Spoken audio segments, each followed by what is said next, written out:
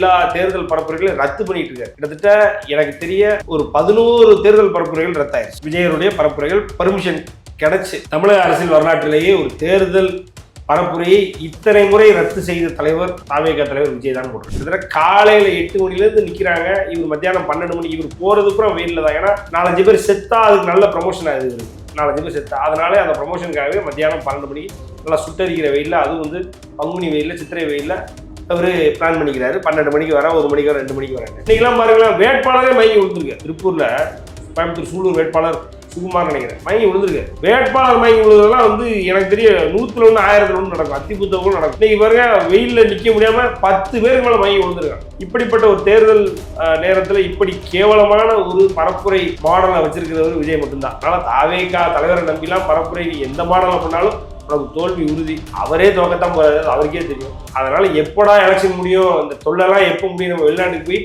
சில் பண்ணலாம்னு அவர் வெயிட் பண்ணிட்டு இருக்காரு. டிஜிபி அவர்கள் பார்த்தீங்கன்னா எச்சரிக்கை எடுத்துக்கிறார். இப்படி தொடர்ந்து வந்து இந்த மாதிரி சம்பவங்கள் ஏற்பட்டா நீங்கள் பிரச்சாரமே வந்து ரத்து செய்யணும் அப்படின்ற மாதிரி 2 மணிக்கு அவர் வரேன்னு சொன்னாரு மேம். 2 மணிக்கு தான் கிளம்புறாரு. அப்புறம் அதெல்லாம் நடக்கத்தானே செய்யும். நம்ம அவர் என்னைக்குமே சொன்ன நேரத்தில் சொன்ன இடத்துக்கு வந்ததே கிடையாது. இதே இப்போ ஒரு கால் ஷீட் ஒரு படத்தை கொடுக்குறாருன்னா போயிடுவார். இங்கே அப்படி இல்லை, அங்கே காசு வருது, இங்கே என்ன வருது, இவருக்கு டென்ஷன் தானே வருது. சாதனைகளை சொல்வதற்கு ஒரு சாதனை கிடையாது திமுக. ஒரு உருப்படியான சாதனை கிடையாது. மாறாக அவங்க கஞ்சா கடத்தினதும், பெண்களை பாலியல் செயல் பண்ணதும், பல கொள்ளைகளுக்கு உத்திட்டதும் இதுதான் திமுக அரசியல் சாதனை. அதனால வந்து ஆட்டோமேட்டிக்காக என்ன பண்ணலாம், அப்போ புதுசாக ஏதாவது நாங்கள் தரோன்னு சொல்லி வந்து ஏமாத்தலாம் அப்படின்னு சொல்லி 8000 அடிச்சு கொடுத்துருக்காங்க. ஆனால் மக்கள் வந்து அதிமுக தரக்கூடிய 10,000 எதிர்பார்த்து உட்காந்துருக்காங்க. பிரேமலதா அவர்களுக்கு அவருடைய சாதி வெறி, திருமாவளவன் அவருடைய சாதியை அவர் வந்து ஏளனமாக பார்க்கிறார். அதனால நீ எல்லாம் எனக்கு ஒரு கேள்வி கேட்குறியா, நீ எல்லாம் வந்தா நான் எந்திரிச்சு நிற்கிறமா, உனக்கெல்லாம் நான் மரியாதை கொடுக்குற அளவுக்கு நீ பெரிய ஆளா அப்படின்னு சொல்லி ஒரு இடத்துல திருமாவளவன் அவருடைய பேரை உச்சரித்த பொழுது, திருமாவளவன் அவர்களுக்கு மரியாதை செலுத்திய பொழுது தேமுதிக அவருடைய இன்றைய பொதுச் செயலாளர் பிரேமலதா அவர்கள் எழுந்து நிற்கவில்லை. விஜய் அவர்களோட ஜனநாயகன் லீக் பிரச்சனைனால பார்த்தீங்கன்னா எந்த அளவுக்கு இழப்பு ஏற்பட்டிருக்கு அப்படின்றது தெரியும். ஸோ கேவிஎன் ப்ரொடக்ஷனில் மறுபடியும் நடிக்க போவதா வந்து ஒரு தகவல். அவர் இல்லைன்னா நடிக்கதான் போறாரு. முதலாக அவர் நடிக்க மாட்டேன் என்று சொல்லும் பொழுதே அவர் கண்டிப்பாக நடிப்பார். 2027 பொங்கலுக்கு அண்ணன் படம் வரவில்லை என்றாலும் கூட 2027 தீபாவளிக்கு அண்ணன் படத்தை எதிர்பார்க்கலாம். சித்திரை ஒன் மீடியா நேயர்களுக்கு வணக்கம். இன்று அரசியல் விமர்சகர் சத்யன் ராமசாமி அவர்கள் தான் நம்மோட இணைஞ்சிருக்காங்க. வணக்கம் சார். இப்போ பார்த்தீங்கன்னா கும்பகோணத்தில் பார்த்தீங்கன்னா தாவேகா வேட்பாளர் ஒருவர் விஜய் அவர்கள் வந்து பிரச்சாரம் செய்வது போல அதாவது ஹோலோகிராம் யூஸ் பண்ணி வந்து பிரச்சாரத்தை பண்ணியிருக்காரு. ஸோ இதை பற்றி உங்கள் கருத்துங்க சார்? அதாவது கும்பகோணத்தில் இல்லை மேம், அதே நேரத்தில் இதுக்கு முன்னாடி பார்த்தீங்க அப்படின்னா என்னுடைய யூனிவர்சிட்டியாக இருந்தால் திருவாரூர் மாவட்டம் நினைக்கிறேன், அவருடைய அட்டை படத்தை வச்சு இது பண்ணாங்க, பரப்புரை பண்ணாங்க.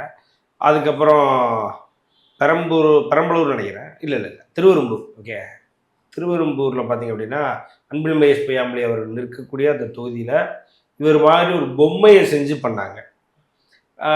இப்போ நீங்கள் சொல்கிற மாதிரி வினோத் பாபு நினைக்கிற ஒரு நேம் அவர் ஹாலோகிராமில் பண்ணியிருக்கிறாரு. ஸோ என்னென்னா, அதாவது தேர்தல் பரப்புரையில் தேர்தல் நேரத்தில் குறிப்பாக ஒரு கட்சியினுடைய தலைவர்ன்றது அந்த ஒரு இடத்துல இருக்கக்கூடியவர் எவ்வளவு சீக்கிரமாக எல்லா தொகுதியும் சென்றடைகிறார், எவ்வளவு சீக்கிரமாக எல்லா மாவட்டங்களிலும் கிராமங்களுக்கும் சென்றடைகிறார் என்பது ரொம்ப முக்கியமான ஒரு விஷயம். இங்கே இவர் என்னன்னா இருக்கக்கூடிய எல்லா தேர்தல் பரப்புரைகளையும் ரத்து பண்ணிட்டு இருக்காரு. கிட்டத்தட்ட எனக்கு தெரிய ஒரு 11 தேர்தல் பரப்புரைகள் ரத்தாயிருச்சு.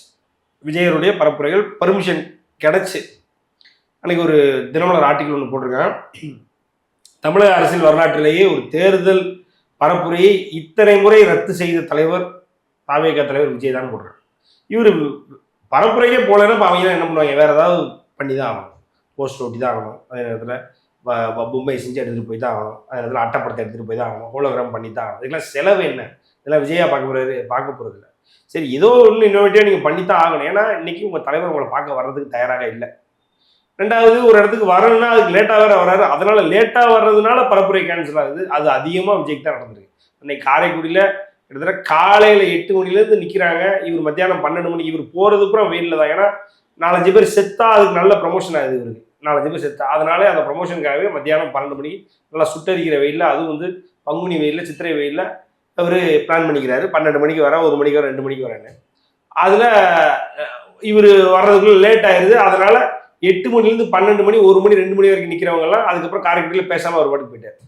ஏன்னா பேச முடியாது, பேச அலோவ் பண்ண மாட்டாங்க. உங்களுக்கான டைம் முடிஞ்சு போச்சுன்னா முடிஞ்சு போச்சு. விஜய் அவர் பெரிய இது இப்போ சுறா படத்தில் நடிச்ச ஒரு புலி படத்தில் நடிச்ச அவர் வரலாம் வெயிட் பண்ண மாட்டான். எலெக்ஷன் கமிஷன் இது. இப்போ நீங்கள் ஸ்டாலின் மேலேயும் குறை சொல்ல முடியாது, டிஎம்கே மேலேயும் குறை சொல்ல முடியாது. ஏன்னா எலெக்ஷன் கமிஷனுடைய அவன் எல்லாருக்கும் அவன் எல்லாமே என்ன பண்ணுறாலும் அதான் உங்களுக்கும் பண்ணுவான். இன்னைக்கெல்லாம் பாருங்களேன், வேட்பாளரே மயங்கி விழுந்திருக்காரு. திருப்பூரில் கோயம்புத்தூர் சூலூர் வேட்பாளர் சுகுமார் நினைக்கிறேன் மயங்கி விழுந்திருக்காரு. வேட்பாளர் மயங்கி விழுந்ததெல்லாம் எனக்கு தெரிய 100ல் 1 1000ல் 1 நடக்கும், அத்திபுத்தவங்களும் நடக்கும். இன்னைக்கு பாருங்க, வெயிலில் நிற்க முடியாமல் 10 பேருக்கு மேலே மயங்கி விழுந்திருக்கான். இப்படிப்பட்ட ஒரு தேர்தல் நேரத்தில் இப்படி கேவலமான ஒரு பரப்புரை மாடலை வச்சிருக்கிறவர் விஜய் மட்டும்தான்.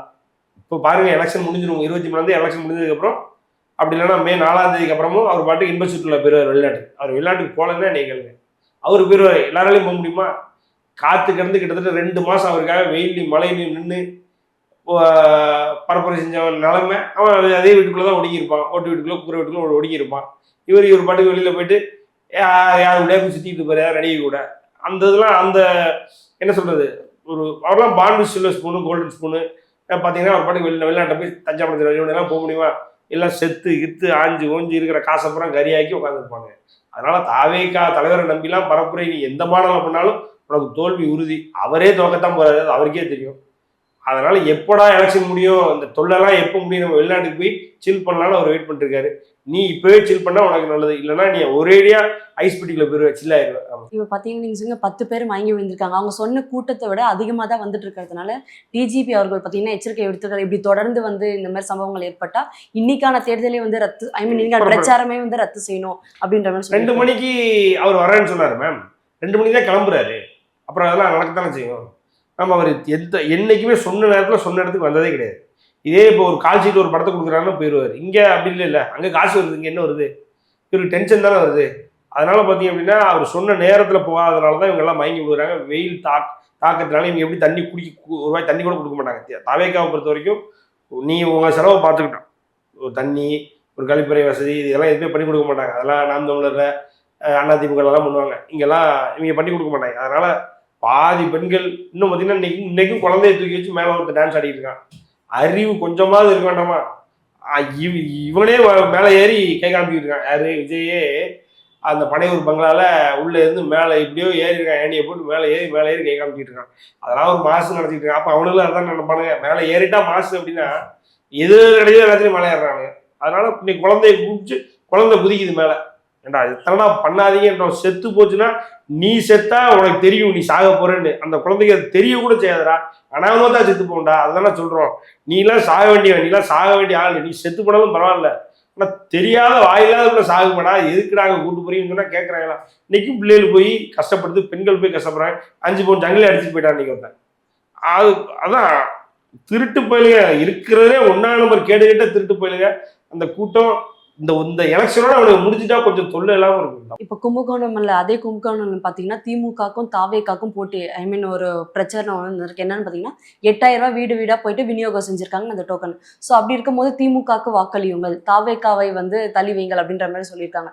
ஸோ இப்படி இருக்கும்போது இதை தகவல் அறிஞ்சு வந்த தாவேக்கினார் பார்த்தீங்கன்னா 2 பேரும் சண்டை போட்டதுனால பிரச்சனை பயங்கரமா சண்டைலாம் போடல. திமுக அடி வாங்கிட்டு போயிட்டானுங்க மேம். ஒன்றும் இல்லை, திமுக என்ன சொல்றாங்க, நாங்கள் இது எங்களுடைய பிரச்சார மாடல்ன்றாங்க. அவங்க 8000 ரூபாய் கூப்பனை கொடுக்கல, இந்த கூப்பனை எடுத்துட்டு உங்களுக்கு காசு தரோன்னு கொடுக்கல.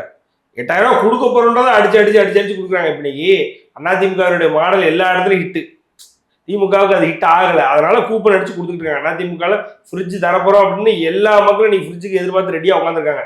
அவங்க வீட்டில் ஃப்ரிட்ஜ் இருக்கிறத யோசிச்சு அவங்க வீட்டுக்குள்ள ஃப்ரிட்ஜ் எந்த இடத்துல வைக்கணுன்ற அளவுக்கு பிளான் போடுறாங்க. அப்போ அந்த அளவுக்கு எடப்பாடி ஜெயிக்க போறாங்க, அதிமுக ஜெயிக்க போகுதுன்னு பிளான். அப்போ திமுக அந்த 8000 ரூபாய் கூப்பன்றது ஹிட் ஆகலை. அப்போ கூப்பன் மாதிரி அடிச்சு கூப்பன் கொடுப்போம் கொடுங்க அப்படின்னு உடனே இவங்க கூப்பன் கொடுக்குறாங்க. அப்படி இவங்க தான் அறகுற அறிவாளிகள் ஆச்சு. யாரு? தற்கொலை பயில மடக்கு ஊதிகள். அவங்க பார்த்தீங்கன்னா ஆட்டோமேட்டிக்காக 8000 ரூபாய் கொடுக்குறாங்க அப்படின்னு கிளம்பி வந்துட்டாங்க போல. டேய் இது விளம்பரம் மாடல்ரா, இது இந்த மாதிரி 8000 ரூபாய் கொடுக்க போறோம், நாங்கள் விளம்பரம் பண்ண போறோம் போங்கடா அப்படின்னு ஒருத்தலாம் தலையிலே நல்லா புடலே அடி வாங்கிட்டு ஓடுறானுங்க. இதுதான் இவங்க தேவையில்லாம போய் அடி வாங்கிட்டு வந்திருக்காங்க. சண்டைலாம் ஒன்றும் கிடையாது. இதை பார்த்து அன்புமணி ராமதாஸ் அவர்கள் விமர்சிச்சிருக்க என்னன்னா, அதாவது திமுக அவங்க செஞ்ச சாதனைகளை விலக்கி மக்கள் கிட்ட ஓட்டு கேட்க வரல, இப்ப கூட காசு அந்த 8000 ரூபாய் கூப்பன் கொடுத்துதான் ஓட்டு கேட்க வந்து. அதான் அவங்களுடைய சாதனைகளை சொல்வதற்கு ஒரு சாதனை கிடையாது திமுக, ஒரு உருப்படியான சாதனை கிடையாது. மாறாக அவங்க கஞ்சா கடத்தினதும் பெண்களை பாலியல் செயல் பண்ணதும் பல கொள்ளைகளுக்கு உத்திட்டதும் இதுதான் திமுக அரசு செய்த சாதனை. அதனால ஆட்டோமேட்டிக்கா என்ன பண்ணலாம், அப்போ புதுசா ஏதாவது நாங்க தரோம்னு சொல்லி மறுபடியும் ஏமாத்தலாம் அப்படின்னு சொல்லி 8000 அடிச்சு கொடுத்துருக்காங்க. ஆனா மக்கள் வந்து அதிமுக தரக்கூடிய 10,000 எதிர்பார்த்து உட்காந்துருக்காங்க. பாஜகவும் அவங்களுடைய தேர்தல் அறிக்கையில 10,000 தரோன்னு இருக்காங்க. ஸோ அப்படி பார்த்தாலும் 10,000 அக்கௌண்ட் வந்து விடணுமா, இல்ல 8,000 கூப்பன், அது நீங்க 50,000 ரூபாய்க்கு பொருள்னா 8,000 நீங்க வந்து ரெடி பண்ணிக்கலாம். அப்ப 50,000 கூட இருக்கா அப்படின்றதான் பிரச்சனைங்க. அதனால அந்த 8,000 ஃபெயிலியர். அதனால அடிச்சு கொடுத்துட்டே இருக்காங்க. அன்புமணி ராமதாஸ் அவர்கள் தெளிவாக பேசியிருக்காங்க. அப்புறம் பார்த்தீங்கன்னா பிரேமலதா அவர்களுக்கும் வந்து விசிகா அந்த தரப்பு அந்த மக்களுக்கும் பார்த்தீங்கன்னா வந்து பிரச்சனை நடந்திருக்கு. ஏன்னு பார்த்தீங்கன்னா திருமாவளவன் அவர்களை வந்து பிரேமலதா அவர்கள் மதிக்கல அப்படின்ற மாதிரி ஒரு குற்றச்சாட்டு இருக்கு. ஸோ திமுகக்கள் இப்படி அதாவது திமுக கூட்டணி இருக்க விசிகாவும் சரி தேமுதிகவும் சரி தொடர்ந்து இப்படி அவங்களுக்குள்ளேயே மோதல் இருக்கும்போது இந்த கட்சி 0.88% விசிகா, 0.43% யாருன்னா டிஎம்டிகே. சரிங்களா, 1/2% கம்மியா இருக்கக்கூடிய டிஎம்டிகேக்கு எதுக்கு 10 சீட்டு, நான் நெருக்கி 1% இருக்கனே, எனக்கு ஏன் 8 சீட்டு தரீங்க அப்படின்னு திருமாவளவன் அவர்கள் கேள்வி கேட்டார். அது பிரேமலதா அவர்களுக்கு பிடிக்கவில்லை. பிரேமலதா அவர்களுக்கு அவருடைய சாதி வெறி, திருமாவளவன் அவருடைய சாதியை அவர் வந்து ஏளனமாக பார்க்கிறார். அதனால நீ எல்லாம் எனக்கு ஒரு கேள்வி கேட்கிறியா, நீ எல்லாம் வந்தா நான் எந்திரிச்சு நிற்கிறமா, உனக்கெல்லாம் நான் மரியாதை கொடுக்குற அளவுக்கு நீ பெரிய ஆளா அப்படின்னு சொல்லி ஒரு இடத்துல திருமாவளவன் அவர்களுடைய பேரை உச்சரித்த பொழுது, திருமாவளவன் அவர்களுக்கு மரியாதை செலுத்திய பொழுது தேமுதிகவினுடைய இன்றைய பொதுச் செயலாளர் பிரேமலதா அவர்கள் எழுந்து நிற்கவில்லை. கேட்டுங்களா, ஏன்னா அவங்க அவருக்கு அந்த ஜாதியினுடைய அந்த ஒரு இது ஜாதித்தன்மை இருக்கும் இல்லையா, உன் ஜாதி என்ன என் ஜாதி என்ன, நீ யாரு நான் யாரு, உனக்கெல்லாம் நான் எந்திரிச்சு நிற்கணுமா, என் ரேஞ்ச் என்ன ஒரு ரேஞ்சனன்ற மாதிரி இந்த அம்மா இருந்துக்கிட்டாங்க. அதை பார்த்தீங்க அப்படின்னா அன்று பரப்புரை செல்லும் பொழுது, பிரேமலதா அவர்கள் பரப்புரை செல்லும் பொழுது ஒரு 7-8 பேர் சேர்ந்து ஒரு பெரிய பேனர்ல எழுதி எங்கள் தலைவர் திருமாவளவன் அவர்கள் பெயரை முன்மொழிந்த பொழுது அவருக்கு ஒரு மரியாதை செலுத்திய பொழுது நீங்கள் ஏன் எழுந்து நிற்கவில்லை அப்படின்னு அப்படியே பேனர் பிடிச்சி நிற்கிறாங்க. அவங்க அப்படியே பார்த்து பதறிட்டு அதையே அதெல்லாம் பிடிச்சி நிற்கிறீங்க, இறங்க. அப்போ கூட அவங்க மரியாதையா திருமாவளவனை பற்றி ஒரு வார்த்தை சொன்னாங்களா, ரெண்டு வார்த்தை சொன்னாங்களா சொல்லலை. திருமாவளவன் தேமுதிக 2 பேரும் திருமாவளவன் தொகுதியில், திருமாவளவனுடைய வேட்பாளர்கள் இருக்கக்கூடிய தொகுதியில் தேமுதிகவினர் 1% வேலை பார்க்கவில்லை. ஒரு ஓட்டு கூட விழாது. தேமுதிகவினுடைய ஓட்டு விசிக இருக்கக்கூடிய தொகுதியில் விழாது. அதே போல தேமுதிக இருக்கக்கூடிய தொகுதியில் அவர்களே ஏற்கனவே 10 தொகுதியில் 7 பேர் வந்து நாயுடு சமூகத்தை சார்ந்தவர்களுக்கு தான் கொடுத்துருக்காங்கன்ற பிரதிநிதித்துவம் கொடுத்துருக்காங்க. அவங்க ஜாதிக்காரங்களுக்கு அதிகமாக பிரதிநிதித்துவம் கொடுத்துருக்காங்கன்ற ஒரு பிரச்சனை இருக்கு. இந்த பிரச்சனையை கிளப்பி விட்டதே விசிகவினர் தான். ஸோ தேமுதிக இருக்கக்கூடிய 10 தொகுதியிலும் ஒரு ஓட்டு கூட விழாது தேமுதிகவுக்கு விசிகவினரால். அதே மாதிரி ஒரு இடத்துல அவங்க வேலை பார்க்கல. இதுதான் திமுக கூட்டணியில் நடக்கக்கூடிய உண்மை. அதே மாதிரி திமுக காரனுக்கும் தேமுதிக காரன் ஒருத்தர் வேலை பார்க்கல, தேமுதிக காரனுக்கும் திமுக காரன் ஒருத்தர் வேலை பார்க்கல. இதற்கு மாறாக இன்னும் இதற்கும் மோசமாக சொல்லணும்னா காங்கிரஸ் இந்த கட்சிகள் இருக்கக்கூடிய எந்த தொகுதியிலும் வேலை பார்க்கல, ஒருத்த களத்தில் இல்லை. ஸோ இதுதான் திமுகவுடைய உண்மை. அது இன்னைக்கு விசிகாவுக்கும் தேமுதிகவுக்கும் நடக்கின்ற போர் இன்னைக்கு பட்டவர்த்தமாக பச்சையாக எப்படி ராகுலுக்கும் ஸ்டாலின் அவர்களுக்கும் நடக்கிறதோ அதே மாதிரி இன்னைக்கு வெளியே தெரிஞ்சிச்சு. இப்போ விஜய் அவர்களோட ஜனநாயகன் லீக் பிரச்சனைனால பார்த்தீங்கன்னா எந்த அளவுக்கு இழப்பு ஏற்பட்டிருக்கு அப்படின்றது தெரியும். ஸோ கேவிஎன் ப்ரொடக்ஷன்ல மறுபடியும் நடிக்க போவதா வந்து ஒரு தகவல். அவர் இல்லைன்னா நடிக்கதாம போறாரு. முதலாக அவர் நடிக்க மாட்டேன் என்று சொல்லும் பொழுதே அவர் கண்டிப்பாக நடிப்பார். 2027 பொங்கலுக்கு அண்ணன் படம் வரவில்லை என்றாலும் கூட 2027 தீபாவளிக்கு அண்ணன் படத்தை எதிர்பார்க்கலாம். எப்பயுமே பொங்கல் தீபாவளிக்கு படம் விட்டு தான் பழக்கம். 10 நாள் படம் விட்டா அவர் படத்தை எவனும் பார்க்க வரமாட்டான். அதனால பொங்கல் தீபாவளி எப்போ வரும்னு பார்த்துக்கிட்டு இருப்பார். உடனே இந்த பொங்கலுக்கு புஷ் பண்ணுங்கன்னா பண்ண முடியாதோ என்னவோ எனக்கு தெரியல.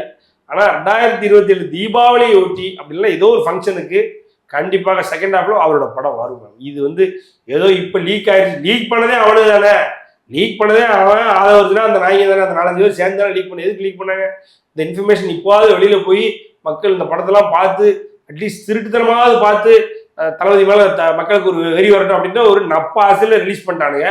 ஆனா அதுவே அவங்களுக்கு பேக் ஃபயர் ஆச்சு. என்னன்னா அதுலயும் வந்து இஸ்லாமியர்களை பூரா மறுபடியும் தீவிரவாதி, மறுபடியும் குண்டு வைக்கிறவங்கன்னு காமிச்சிருக்காங்க. அப்போ இஸ்லாமியர்கள், அதாவது மானமுள்ள ரோசமுள்ள ஒரு இஸ்லாமியன் தாவைக்காக ஓட்டு போடக்கூடாதுன்னு முடிவு பண்ணிட்டான். மானங்கிட்ட இஸ்லாமியனா இருக்கியா நீ, உனக்கு அறிவே கிடையாதா, உனக்கு ஏதாவது ஒழுங்கீனமான இஸ்லாமியனா நீ தாவைக்காக ஓட்டு போடு அப்படின்ற ஒரு சூழல் உருவாயிருச்சு. இஸ்லாமியர்களே அதை சொல்ல ஆரம்பிச்சிட்டாங்க. நீ மானங்கிட்ட இஸ்லாமியனா இருந்தா நீ விஜய்க்கு ஓட்டு போடு, இதுக்கு மேல நீ விஜய்க்கு ஓட்டு போட போற அப்படின்னா நீ இஸ்லாமியனே கிடையாது, அதுக்கு பேசாம நீ எல்லாத்தையும் திறந்துட்டு துறவரம் ஒன்று இல்லை இந்துவா மாறிடு அப்படின்னு சொல்லி இஸ்லாமியர்கள் இன்னைக்கு பேச ஆரம்பிச்சிட்டாங்க. இவங்களா லீக் பண்ணது இவங்களுக்கு. அது வந்து எப்படின்னா அதை பார்த்துட்டு மக்கள் அந்த படத்துல அவர் பண்ற மாஸ்லாம் பார்த்துட்டு டைலாக்ஸ் எல்லாம் பார்த்துட்டு அது மட்டும் இல்லாம அந்த படத்துல டிஎம்கேக்கு அகேன்ஸ்டா, அதாவது டிஎம்கே பத்தி காமிச்சிருக்க மாதிரி சில சீன்ஸ் இருக்கு அப்படின்ற மாதிரி சொல்லி. அதுதான் மேடம். அது ஆனா ஹிட் ஆகல. ஹிட் ஆனது என்ன, இவர் பாம்பு வைக்க சொல்றதுதான் ஹிட் ஆகுது. இவர் வந்து இஸ்லாமியர்கள் அங்கங்க பாம்பு வைக்க சொல்றதுதான் ஹிட் ஆகுது. அது அவங்களுக்கே பேக் கிடையாது. ஸோ அதனால அது யாரும் பார்க்கல பெருசா. மேம் எனக்கு தெரியும் லீக்கான படம் ஃப்ளாப் ஆகி நான் கேள்விப்பட்டதே இல்லை மேம். தமிழ்நாட்டில் லீக்கான படம் ஃப்ளாப்பு, அதுக்கு ரிவ்யூ எழுதி இது ஒரு 1/5 போட்டுருக்கான். லீக்டு மூவி ஃபுல்லாக பார்த்துட்டு 1/5 ரிவ்யூ. 10 நிமிஷம் படம் பெறாது. இன்டர்வலுக்கு மேலே படத்தில் உட்கார முடியல.